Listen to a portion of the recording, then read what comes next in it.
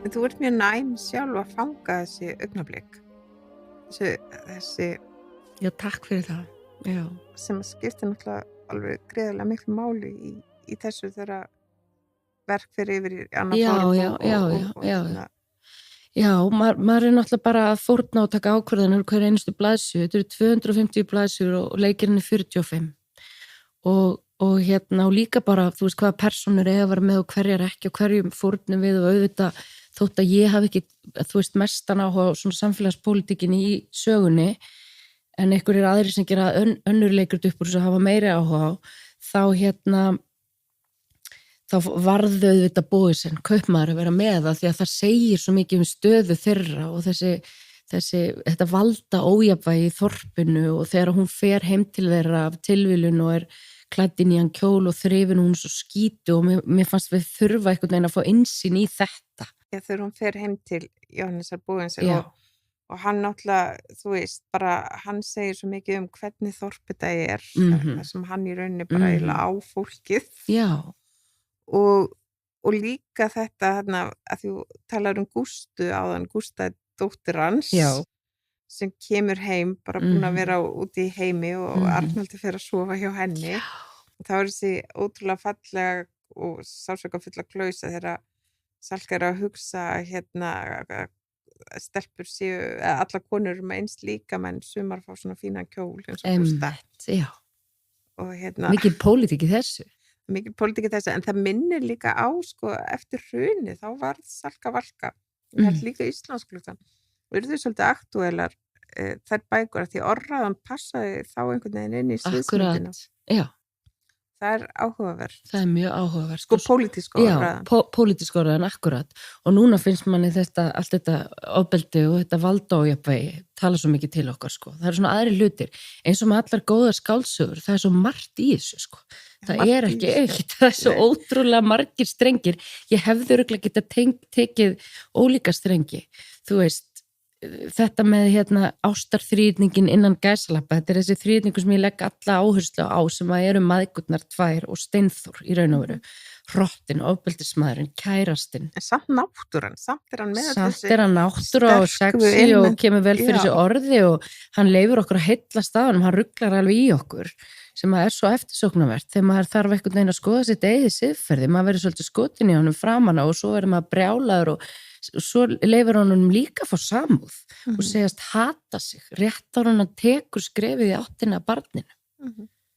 Þá lætur hann segja, þú veist, nú rennur dagur ástarinnar upp og kallar það ástemitt í allri sinni dýrið og þú hefur kveikt lífsandan í æðum mínum sem ég hata eins og kalkið í blóðinu. Þú veist, hann náttúrulega já, hann einhvern veginn og bara með þeirri setningu að láta ofbeldismann segja hann hati sjálf á sig þá kemur hann á stað því okkur alveg risa áfallarsögu og baksögu og þar fram til götu á þess að útskýra það neitt. Þannig að mér finnst hann brýst inn til Sölku Völku. Já, sem að þarna síðasta sinna fyrir hlýja hjá okkur og síðasti kaplinn í fyrri hlutans, já. Svo hann alltaf með þessa þráhyggju fyrir henni. Algjörlega, hann verður eins og stólkar. Já. Og hún alltaf að reyna að setja sér mörg, láttu mig bara vera, farðu, hvað viltu mér? Hvað kem ég þér við? Reynda að reynast mömmu minn eins og maður, ekki mér. Svo verður hún ringluð. Það er þetta tilfinningarnar hattur getur virst vera ást. Já. Og ég skal viðurkenna að þetta var það sem mér fannst erfiðast að hafa inni. En ég ákvað að hafa það inni. Af því að þarna hann að leika sér með mesta tabúið. Sem að bara mjög þekkt. Þetta Stockholms heilkenni. Að hún fer svo að hrífast að ofbeldismannum. Og hann tekur bara rosalega og ljóðræna og sterka kafla. Þar sem hann gefur okkur innsýn inn í þær efasemdir hennar. Hvort að hann sé kannski bara góður. Hún fær svo mikla athygli frá honum, hún ruglast alveg af henni. Og þetta var ég bara fram á síðustu stundu að spyrja Bjössa, manni minn sem leikstir í þessu, og Filipíu Elísdóttur og Björn Berstur og þau sem eru að gera sýningunum með mér. Við getum ekki haft þetta inni. Og lengi var ég alltaf að pæli að fara í bókina, rífa blaðsjuna úr, vera með eitthvað rosa politískt statementum að svona megi maður ekki tala. Þú veist, að gera hana eitthvað svona smá lolítu. Nei, ég meina hann daðrar við þetta allt, sko. Og það má alveg setja spurningamerki hvort að maður myndi þóra að skrifa eitthvað í dag. Ég nefnilega veit það ekki, sko. Ég veit það ekki. Andspænis hinnum sóttheitu hrynjandi í málans, hinni trillandi ástríði andardráttunum, hrífst hugur ungu stúlkunar frá rökum veruleika síns, eins og þegar menn höggdofna fyrir hamförum náttúrukrafta. Þetta lætur hann hana hugsa og segja, þú veist, þessu deilir hann með okkur í augnablikinu þegar hann að reyna með hann. Hann að nota orð til að reyna að ná yfir mjög flókna hluti, en þessi flókna hlutir eru til í veruleikanum. Við þurfum að geta greint þá. Ég skil bara ekki hvernig hann skilur þetta og hvaðan þetta kemur hjá svona ungum manni. Nei, ég skil það ekki heldur. Nei. Þetta eiginlega svolítið ráðgáta. Þetta smá ráðgáta. Og hinn einu sönnu, allt í hennu skilur hún hinn einu sönnu grundvallar rök karls og konu. Þú veist, hann leifir sér að segja svona hluti þar sem að fullorðin 30 karlmaður stendur móti 11 ára barni. Þú veist, og þetta var alveg, eins og ég segi, þetta var alveg að fara út úr sýningunni. Svo ákvað ég bara að treysta áhorfendum og að því að við erum líka að skoða, það eru 100 ár liðin, við erum líka að skoða, þetta myndi ekki slæta í dag. Hann mætti ekki skrifa mæðgur í dag, eða þú veist, samkvæmt einhverjum. Þannig að það líka svo áhugavert. Að já, bara alveg ótrúlega áhugavert. Það líka, það vekur alls svona spurningar, þetta alveg efni í einhverja ritgerða, því að þú veist, eru við kannski líka takmarka skilning okkar ef við erum að setja svona margar stilkur. Það er það sem það vil ég meina, þú veist, að þessi merkimeðar, þeir eru skiljanlegir, en þeir eru líka hættulegir. Og ef að þetta mun ekki samfara fólk sem heldur til dæmis því fram að karlmenn ekki að skrifa konur, þá veit ég ekki hvað. Af því að, og ég meina Silja Aðalstein sem við oft talað þetta, hún nú stúderað Sölkuvölku einna mest af held ég bara öllum Íslendingum og skrifa bókum hana og hún var alltaf að tala þetta sko, þetta ótrúlega næmans fyrir konum og sambandi kvenna og þessu ofbeldi og þessari ástarsögu, þú veist, sem að kannski sumir kallar hafa minni áhuga á í bókinni en er þarna svona áberandi og stór hlut af sögunni. Og svo kemur náttúrulega líka, þú veist, í heimsljósu og sjálfstæði fólki. Já. Þessi svona skrýtnu, flóknu hlutir og samspil fullorðina og barna. Já. Þannig að, og þetta alveg, og það hefur alveg verið talað þetta, þú veist, hvernig rataði þetta inn í þessar bækur og hvað þetta? Fyrir svona löngu síðan. Að því að við vorum að gera Jónína Dögg gerðum Fanga fyrir mörgum árum, ásamt fleirum, og þá vorum við svo mikið að skoða svona ofbeldi gegn konum og svona og vorum þá mikið að grúska í biskupsmálinu og bókin hennar Ebbu og það allt saman. Og núna aftur podcast það mál og það alltaf svo sláandi þegar maður átt að sagði hvað stutt síðan, við gátum ekki að tala þetta og þetta fór bara nýri skúffur og var allt þakkað niður. Þetta svo ný umræða. Þannig að ég hugsa hvernig tók fólk þessu fyrir 100 ár? Það nefnilega, já, það rosalega áhugavert að kannski hefur verið meira einhvern veginn tala þetta en við gerum okkur grein fyrir eða með öðru móti, þetta þarna einhvern veginn. Eða þú veist, Já. Svo þetta túlka mjög misjafnlega í þessum sýningum sem að hafa verið settar upp hér, bæði á sjálfstæði fólki og Sölkuvölku. Mismikið dregið fram þetta kynbundna ofbeldi. Ég veit að þegar sýningin hans pappa fyrir alveg tæplega 50 árum fór og ferðaðist eitthvað Skandinavíu, þá voru einhverjir sem að tóku rosa eftir þessu og aðrir sem að vildi ekki vita af þessu og þetta viðkvæði sko bara svona var lífið sko svona lífið og þetta bara svona og allt þetta þannig að mér finnst að svo var hann alltaf svo mikill sko hann vann svo mikla vettvangsvinnu og ferðaðist svo mikið og talaði við svo marga og þú veist, þannig að maður veit ekki hvaðan hann fær hugmyndina þetta eða þú veist, hvaðan þetta kemur þessi áhugi hans á þessu og þessu sem að fáir voru að skrifa á þessum tíma, þannig séð sko, allavega hér, það ekki? Jú, þú veist, ég veit ekki til þess, það er alveg efni í annað podcast Já. að fá einhverja fræðinga til að það væri nefnilega spennandi, já. Að þetta svona, en það líkum leiði þessi svona innsýn í hugarheim þolandans og aðstæður og nefnilega. Því, þú veist, það er ekki eins og þessi einhvern veginn verið að réttla þetta er bara eitthvað. Hann einhvern veginn kemst ekki beint að neitt niðurstöðu, hann treystir okkur svolítið fyrir því bara að skoða þetta út frá öllum hliðum. Já, en hann var náttúrulega, hann var svo mikið að lesa taoisma, þarna bókinu Veginn og Já. Það er eitthvað svona tilfinning, eitthvað svona bara allt er. Já. Veit ekki alveg. Og við erum með svo mikið rosalega mörg gleru í dag að reyna að flokka hluti. Kannski var hann bara aðeins frjálsari með það. Já.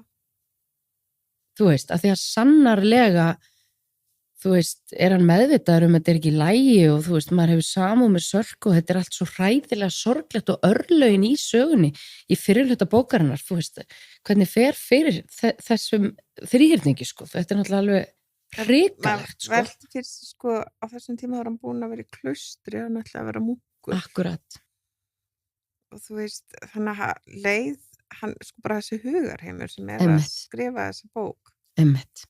Líka búin að vera í Ítalíu og skrifa Við varum frá Kasmír og Arnaldur svona óbeint vitnar í það í bókina, hann er að lesa bók eftir einhvern mann á Ítalíu sem er að lita kommunisma með rómantík. Einmitt. Þannig að hann vitnar einhvern veginn í sjálfan sig eins og svona vitlising. Já, einmitt. Þannig að þú veist, ég er oft hugsið bara þú veist, í svona klaustri þá bænir hljóta að vera hálfgerðar hugleiðslur, hann er svona Já, það er eitthvað svona forvitnilegt við hennan huga. Er þetta svo bók sem að þú svona tengdir mest við þegar þú ert að byrja að lesa hann eða voru þar margar eða fer það bara eftir tímabilum í lífinu? Sko, ég byrjaði mjög ung að lesa hann og ég las mikið Sölku Völku og ég las, var líka mjög hrifin af Heimsljósi. Og ég held og svo sjálfstæði fólki, ég held að ég las Heimsljós alveg aftur og aftur. En svo seinna var ég samt svona svipum tíma en hún kannski kom síðast. Já. Svo þurfti ég, var ég beðin að gera fræðibók handa börnum hann þegar hann hefði átt 100 ára afmæli og skrifaði bók sem heitir Skrýtnast draumaði sjálfur. Og endaði svolítið með að vera svona saga eiginlega bara öldina sem leið í gegnum hana þegar hann kom svo víða við. Og svolítið svona Forrest Gump. Akkurat. Og en þá þurfti ég að lesa alla bækurnar og já, þú veist en þessar 3 eru svona, þær höfðu mótandi áhrif held ég bara á mann og svo margar sko, þú veist, það var náttúrulega kynslóð sem að, þú veist, var mjög kúl að vera að lesa bækur. Einmitt. Þú veist, fólk var eitthvað að lesa 100 ára einsemd og Meistarinn og Margarítu í Mentó og eitthvað svona. Já, svo maður náttúrulega bara, þú veist, hefur ekki öðru að byggja hann sjálfur sér, en þú veist, þegar ég var í MH, þá las maður Sölku og sjálfstætt fólk og þetta bara það breytti smá lífum mann, sko. Auðvitað fannst mann það alveg erfitt líka og svolítið leiðilegt, en það gerðist eitthvað. Þannig að mér hefur fundið svo merkilega þessu umræði sem að kom núna í haust, sem að var ekkert tengt þessari sýningu neitt, sko, þetta var bara tilviljun að allt í einu fara allir að pæla í þessu, hvort að krakkar þetta get ekki lesið Laxness, hvort þau bara hafa ekki getu í það, ekki bara áhuga, heldur bara getu og núna nýjast bara geta ekki heldur lesið spennusögur, sko, Arnald og eitthvað. Ég veit ekki hvort það er eitthvað líka í okkur, að ég talaði eins og íslensku kennara svona mín sem er frábær kennari og hún er, þú veist, að kenna bara í Háteigsskóla, krakkar, þú veist, í 8. og 9. bekk en þegar hún svona byrjar að ota þessum bókum aðeim, þá eru sum að biðja næstu. Já. Þú veist, þannig að kannski erum við líka einhvern veginn, við líka einhver hindrun. Já, alveg pottþétt. Og einhver uppgjöf kannski í okkur að halda þau getið þetta ekki, ég veit það og þess vegna hefur verið svo ánægilegt að heyra að það komu krakkar daginn 17 ára og risahópur og ég dauðkveði, ég skal bara viðurkenna meðaldra kettlingu upp á okkur sögulofti með einhverja draugasögur, sko. Þú veist, hvernig verður þetta? Þau verða bara í símanum. Og þau voru bara á sæti spríkinu og skildu allt og fannst þetta geggjað og þú veist, þannig að maður verður einhvern veginn að átta sig á því að við erum líka einmitt kannski að búa vandamáli til, sko, með því að halda að þetta sé erfiðara fyrir þau. Í fyrsta lagi er tímasætningin á þessari sýningu briljanta því hún kemur henni í kjölfarið á þessari umræðu að ungt fólk get ekki lesið Laxness. Akkurat. Og hún bara gjör svo vel fyrir unga fólki, þessi sýninga, því hún er svo mér finnst ekkert slæmt sko, þau myndu bara byrja á því að koma og svo, að því að ég heyri það alveg að þá fá þau áhuga á að taka bókina, þau finnst kannski að það erfiðar að byrja þar og það allt í lagi, þú veist, og því að þá sjáu þau líka bara, þá fá þau miklu meira djús að fá svo að lesa alla söguna eftir að fá þennan einhvers konar úrdrátt sko. Samt svo mikið og fá alveg svona þessa sterku tilfinningu, jafnvel þó þau myndi ekki lesa bókina, þá myndi þau fara út með svo mikið. Akkurat. En svo annað, ég man bara þegar Harry Potter kom, það var mjög erfitt að fá hana út gefna út af því að það var bara sagt að börn læsi ekki svona langa bækur. Emmett. Og líka hér að sko, maður sá alveg að börn voru jafnvel, þau voru svo óþreyfull að fá næsta bindi að þau voru kannski bara eitthvað 11 ára fann að lesa eitthvað 800 sína bóku á ensku. Hugsaðir. Já, eða þú veist, það þetta sem við vanmetum. Akkurat.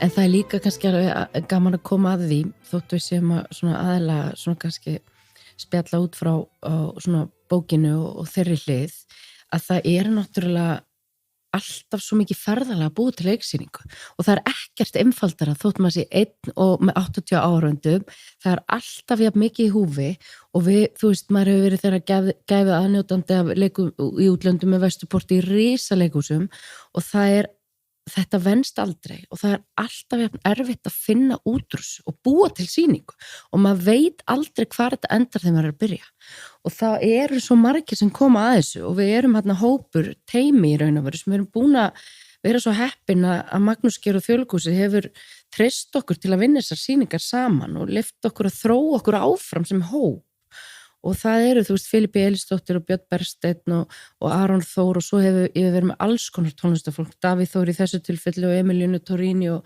Prins Pólo heitinn og hann hérna í Saknarilmi var ég með dásamlegu Ólöfu Arnalds og Skúla Sverris og þú veist, þetta náttúrulega þvílíkur hópur af listafólki og Elínu Hansdóttur og við erum bara að fálma í myrkrinu fram að generabröð. Þú veist, við erum bara að leita sýningun og það breytist allt á milli daga og þótt svo ég sem einhverju leikjarð, þá þarna alveg ótrúlegu mannauður sem að gefur svo mikið inn í þessar sýningar, skilur. Þannig að það fólk kannski fattar þetta ekki þegar kemur og sér bara eitt leikara sem einhvern veginn skilar svo verkinu á endanum en við erum öll einhvern veginn að leggja eitthvað að borðið og það verður alveg rosalega svona skapandi ferli að því við erum Þetta svona reis Þetta þetta algjört ferðalag og rosalega erfitt sko.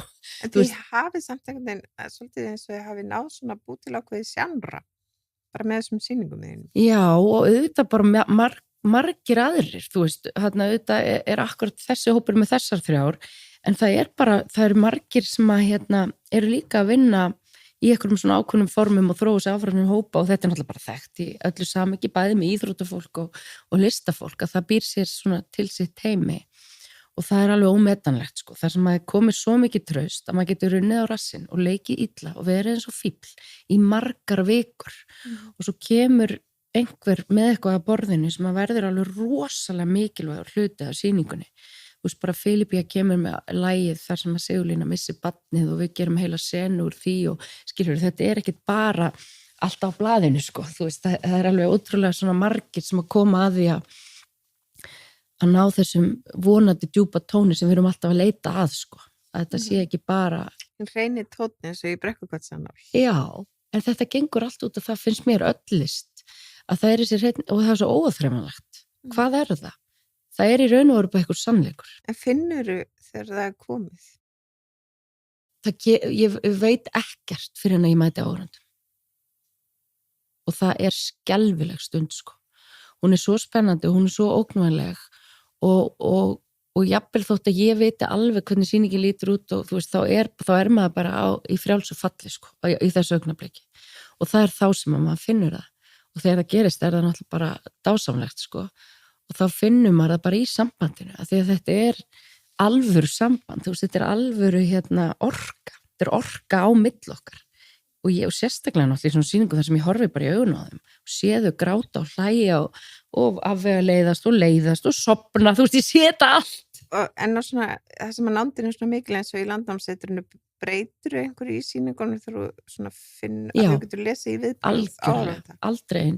Aldrei eins, ég breyti ekki textunum en já, bara alltaf, og ef eitthvað óvænt kemur upp á þar ég að bregðast við því, það snjóaði nú inn á sviði í síðustu sýningu og þú veist sem á vel við þetta verð. Já, það er nefnilega geggja að vera upp í Landnámssetri að því að þetta er svolítið ævintýri og það er svolítið upplifun að þurfa að leggja þetta á sig, að keyra út á land með ástvinni eða barninu þín, eða þú veist hverjum sem er og eiga eitthvað samtal og þetta er svolítið vesen og þú aframagnast vonandi aðeins bara við það að sjá fjöllin og náttúruna á leiðinni, svo kemur þarna upp á þetta gamla söguloft og lyktin og viðurinn verður náttúrulega bara ómetanleg leikmynd sko, að því að ef þú niður í Þjóðleikhúsi og það gerðist svo mikið þegar við komum inn í þetta rými og í vondu veðri þá er bara eins og við séum á skipinu, þú veist, það bara hreyfist allt, það bara heyrist í veðrinu og þannig að það er auðveldara fyrir okkur að vera komin í hugarheim sko Sigurlínu í Mararbúð, þú veist, við erum bara komin í Mararbúð, við erum bara þar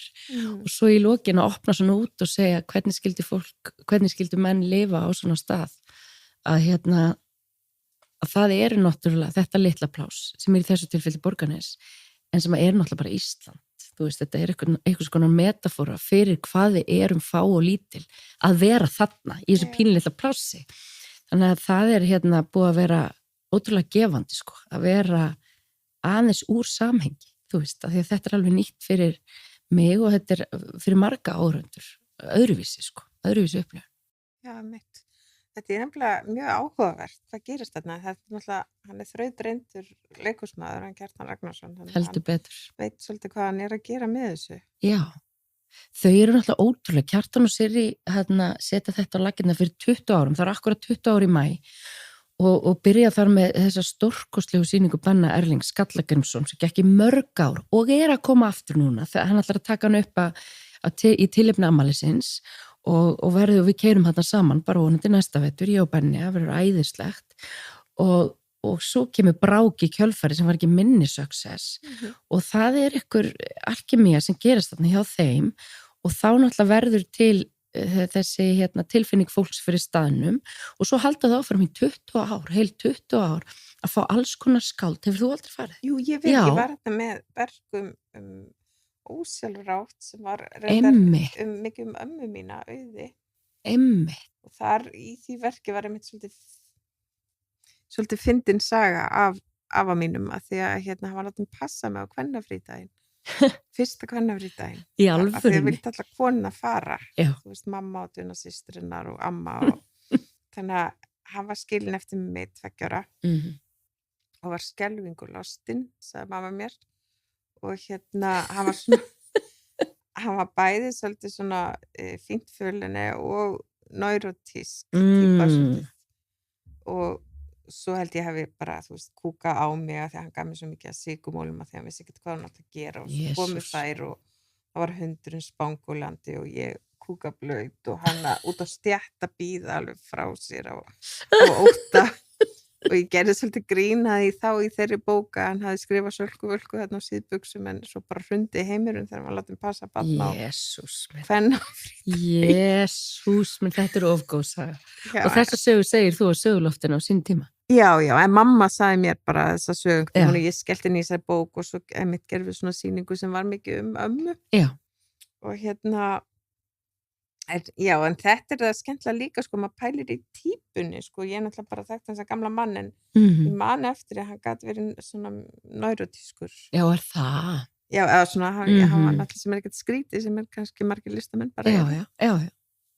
Það er þráhyggja hjá ykkur öllum. Já, og svona, þú veist, svona ákveðin taugaveiklu, já, ossalega, já.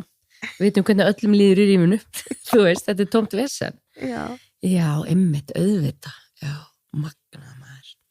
Nei, þannig að þau hafa staðið þarna vaktinu og þetta er hugmynd frá Kjartan hringdi mig fyrir 2 árum mjög æstur og hafði lesið bókina í sumafrí og bara öskraði í símann, þetta væri besta bók heimsins og hann var svo æstur og vildi endilega gera eitthvað við þetta og hann var bara hvað sem er, bara þú veist stórsýning einleikur hjá okkur eða bara hvað sem er og svo gekk hann svolítið á eftir þessu og það var svo mikið að gera hjá mér alltaf í leikhúsinu og svo mér sé svo ótrúlega þakklátt af því að hann náttúrulega svona minn mentor svolítið, sko. Hann var náttúrulega bara okkar stærsti leikhúsmaður þegar ég að alast upp og ég hef minn feril hjá honum bara. Fyrsta sem ég leik í Landmýsföður, 8 ára gömul og móti Ragga Kjartans, sinni hans. Þá vorum við bara einhverjir ungir vitleysingar og áttum að vera þarna eitthvað nokkur kvöld, svo gekk þetta náttúrulega næstu 300 skipti inn og var algjör barnaþrælkun og ég gat alltaf mætt í skólan og þannig að, já, ég var svona rosa streng með Kjartani og hann var bara svona alveg svona skáfjölskylduvinur og ég var mjög mikið heima hjá þeim og honum og Gunnar Ás á sínum tíma og svo kynntist ég Sirri auðvitað og þau gera sjálfstætt fólk og það var nefnilega æðislegt. Það var alveg magnað og eldist svo vel, það var sýnt í COVID-19 í sjónvarpinu og var alveg að magnað og mann myndi. Þannig að mér fannst þetta eitthvað svona fallegur hringur og hann skildi allt í einu leita til mín með þetta og að því að þetta ekkert svona skynsamlegt fyrir mig persónlega að vera alltaf að keyra út á landi, ég er fullt af börnum heima og nóg að gera í leikhúsinu og bíónu en svo það líka bara svo holdt fyrir mann að fara aftur í kjarnan sinn. Getur þú ekki gist þarna stundum? Ég geri það. Smá húsmæðraorlof? Jú, þetta nefnilega það. Þetta vinnutörn, 34 sýningar allar helgar og svo fæ ég að gista á Hótel Vesturlandi sem æðislegt hótel sem við erum í samstarfi við og áhorfendur geta sannarlega líka bóka sig á og það verður náttúrulega bara algjört húsmæðraorlof fyrir mig, sko. En verður þetta tekið upp? Það þyrfti eiginlega að taka upp þessa sýningu? Meinar fyrir sjónvarp? Já. Já, það bara góð hugmynd þegar stórt spurt. Ætlum við endum ekki á því. Það svona smá draumur að leika í Borgarnesi eins lengi og við mögulega getum af því að þetta svo réttur staður fyrir verkið og svo langar okkur að þvælast að þessum landið. Af því mér finnst þetta svo mikið óseyriður út allt. Mér langar að fara bara í á fleiri staði, finna húsnæði sem að henta, fara í pínlítið leikverð í samstarfi við Þjóðleikhúsið og Landnámssetrið og enda sem upptöku væri æðislegt, það alls konar hugmyndir að búið okkur að gera þetta á Gljúfrasteini og bara alls konar spennandi. Það var enda rosa gaman.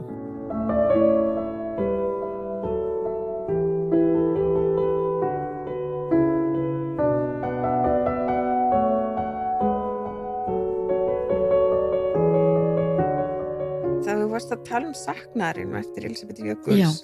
Það alveg skemmtilegt, það einhver svona samhljómur á milli þessara verka, bara þú veist, persónunar í saknarinn og svo Sölku Völku. Nefnilega. Og hún náttúrulega bara eins og við öll meðvitað og ómeðvitað. Hún Elísabet okkar Jökuls undir svo miklum áhrifum frá Laxness. Hún dyrkar þessa bók og ég sé það bara þegar ég fer að vinna leikgerðina. En það kannski ekki ástæðulegt því það svolítið Sölku Völka í Elísabet Jökuls. Nefnilega. Hún svo sjálfstæð og hún svo líka traumatísir og allt einhvern veginn. Þegar þú segir það, sko. Að þú veist að segja hver okkar Sölku Völka, sko. Hún allavega eina þeim. Alveg sannarlega.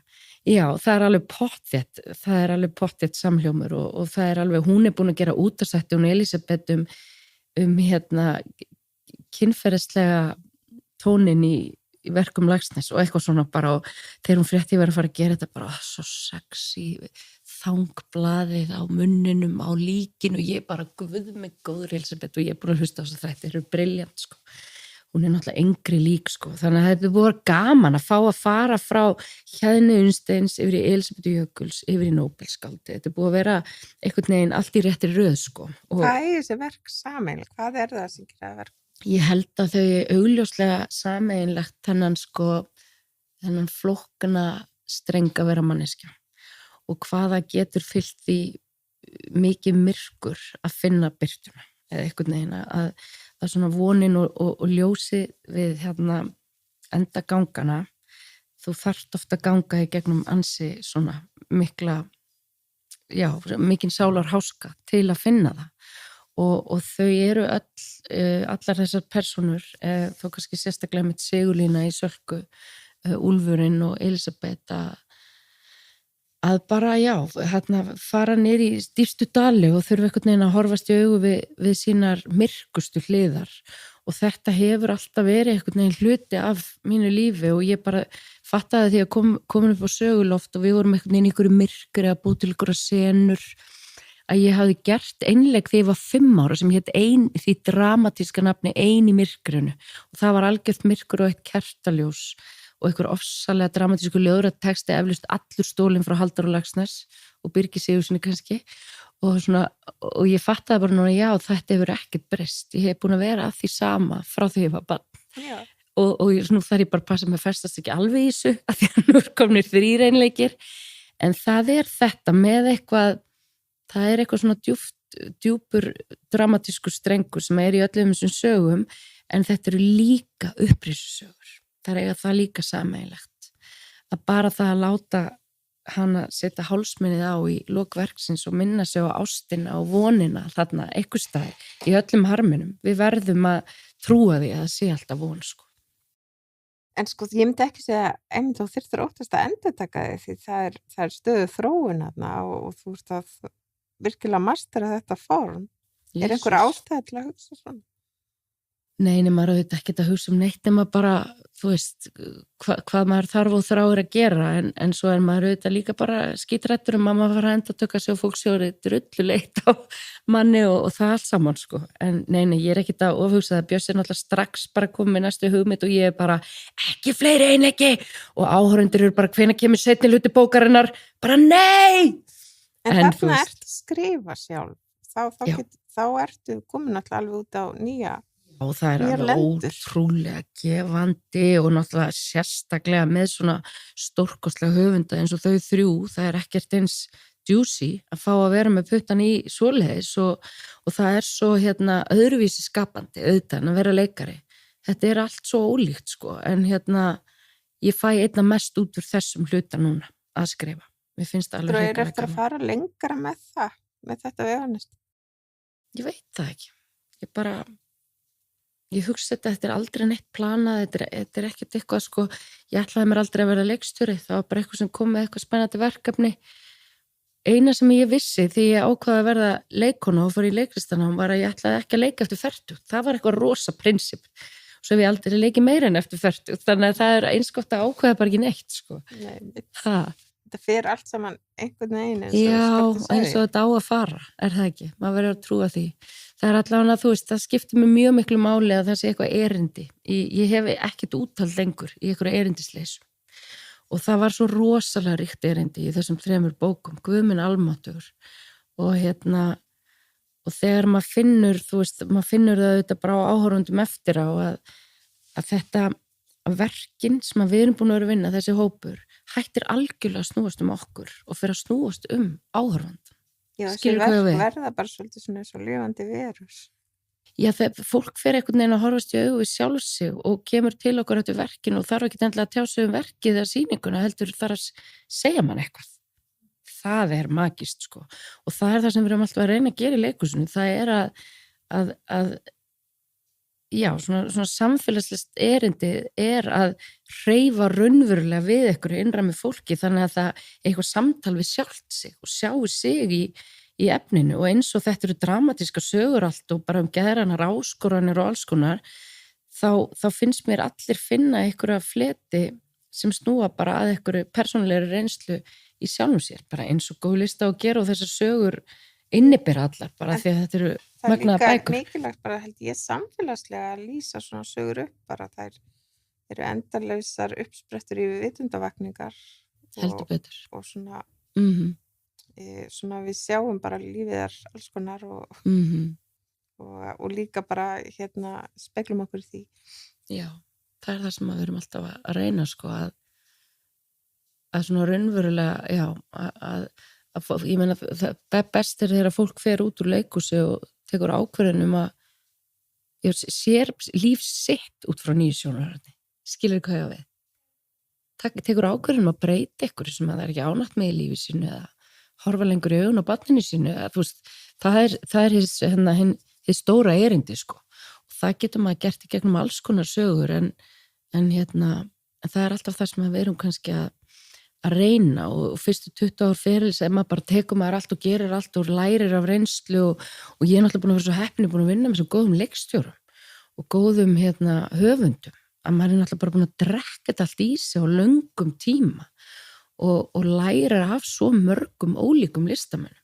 Heldur þú að hefði geta gert þetta svona eins og þetta gert í dag fyrir 20 árum? Ekki séns og ég hefði aldrei geta gert þetta einn, þú veist, þetta bara hópvinna.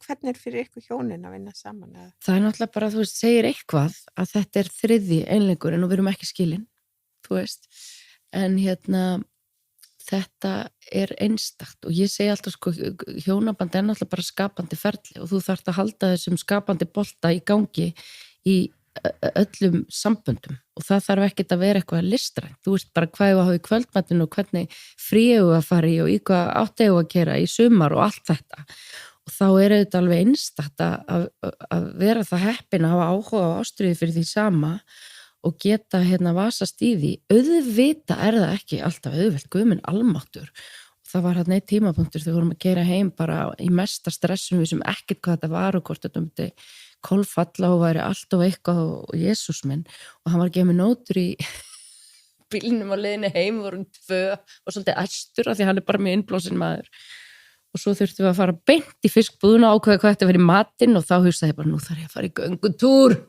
þú veist þannig að þetta reynir á en það náttúrulega segir bara sína sögu að þetta hefur þetta hefur verið gefandi og gefið af sér þessa ávexti sem okkur þykir væntum og við erum stolt af bæði sýningarnar og þessi 4 börn sem við hefum.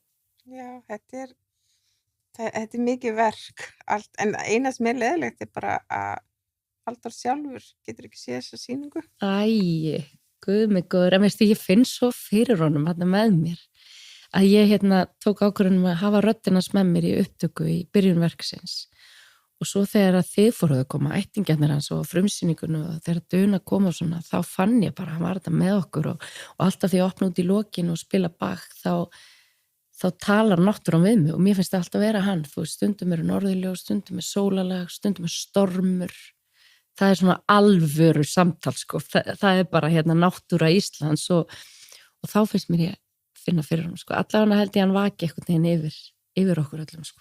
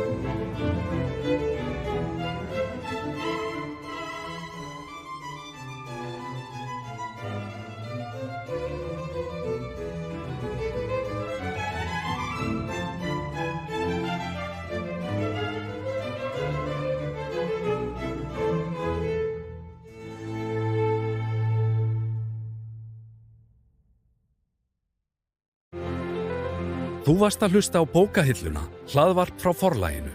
Þátturinn var tekin upp í Forlaginu.